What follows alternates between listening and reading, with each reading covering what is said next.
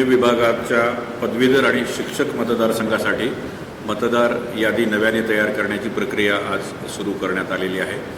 यासाठी आम्ही अधिसूचना 2 मराठी वर्तमानपत्रात प्रसिद्ध केलेली असून सर्व जिल्ह्यांमध्ये सर्व डेझिग्नेटेड प्लेसेसला सुद्धा ही सूचना प्रसिद्ध करण्यात आलेली आहे। आमच्या सर्व जिल्हाधिकारी यामध्ये माझ्यासोबत सहाय्यक मतदार नोंदणी अधिकारी म्हणून काम करत आहेत। त्याचबरोबर सर्व प्रांताधिकारी सुद्धा सहाय्यक मतदार नोंदणी अधिकारी आहेत आणि यासोबतच पदनिर्देशित अधिकारी मोठ्या संख्येने यावेळी आपण नेमलेले आहेत, जेणेकरून सर्व पात्र पदवीधर आणि शिक्षक मतदारांना अर्ज दाखल करणं सोपं व्हावं। यामध्ये नमुना 18 मध्ये पदवीधरसाठी आणि नमुना 19 मध्ये शिक्षक मतदारसंघासाठी अर्ज करायचा आहे।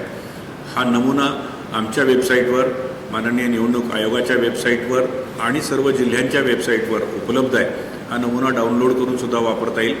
प्रिंटेड फॉर्म्स सर्व डेझिग्नेटेड प्लेसेसला उपलब्ध करून देण्यात येत आहेत आणि आजपासून फॉर्म हे नमुना 18 आणि 19 मधले स्वीकारण्यात येत आहे। यासाठी ही जी नोंदणी आहे, ही नोंदणी आपल्याला 18 आणि 19 या नमुन्याच्या अर्जामध्ये 6 नोव्हेंबरपर्यंत अर्ज करता येतील।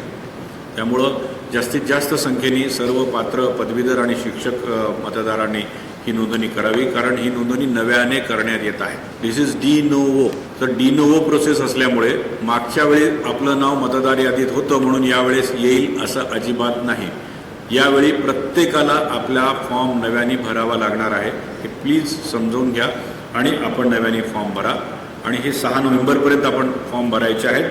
त्यानंतर हस्तलिखित यादी तयार करून प्रारूप यादी आमची 20 नोव्हेंबरपर्यंत तयार केली जाईल आणि प्रारूप मतदार यादी 25 नोव्हेंबरला आम्ही ती प्रसिद्ध करणार आहोत। आणि प्रारूप प्रसिद्ध केल्यानंतर देखील दावे हरकती करता येतील।